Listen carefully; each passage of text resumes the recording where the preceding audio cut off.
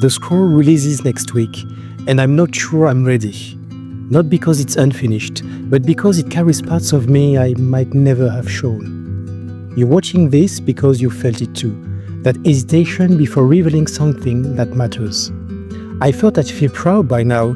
Instead, I feel still, quiet, uncertain, and maybe that's exactly where I'm supposed to be. I thought I would feel more clarity, a final sense of alignment, maybe even pride. But what's here instead is something more fragile, a soft, persistent feeling. This is real now, and I can't control what happens next. I know this moment well. It's the breath before release, the moment before birds lift off, not knowing where the wind will take it. And the truth is, part of me still wants to hold this bird in my hands. Not because I doubt the scroll, but because releasing it feels like handing over a part of myself I've long kept quiet. The Stoic Scroll isn't a launch. It's not a system or a solution or a funnel. It's a trail I walked, one that almost unraveled me, one that held me when no other framework could. And somewhere along the way, I started drawing a map. Not because I knew where it led, but because I needed to remember how I got through. I stitch it together from 6 pillars, 4 currents, and 1,000 lived moments. And yet, I know, the map is not the journey, but it might help someone step forward anyway. This is the part no one talks about when you create something true. That very question that echoed all month. What if I release this and it just drifts? No feedback, no readers, no spark. I've returned to that fear more than I'd like to admit. And yet, every time I sat with it, like really sat, I remembered.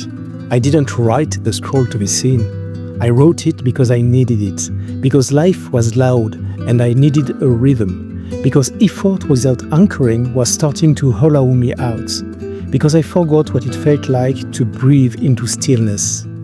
So if no one comes, I will still have this trail, this work, this map. And that's clearly enough to keep going. I'm not releasing the scroll to prove anything, even less to sell it, and maybe not even to build a community, though I hope one finds its way here. I'm releasing it because it's time, because something inside me is shifting again away from building and back into living. This week I've done less. I've refined nothing. I've returned to the scroll, not to tweak it, but to remember why it exists. The scroll releases next week. It's free, it's raw, it's imperfect, but it breathes. And if you're still watching, maybe you're meant to work with it. So I'll ask, what would it mean to work with a map that doesn't promise direction, but invites alignment? What if you didn't wait to be ready, but began anyway? If this resonates, like and subscribe to stay close. Share this with someone who's been walking without a map. And come back in a few days when the scroll opens. No fireworks, just rhythm, and the quiet possibility of walking this path together. One way to go.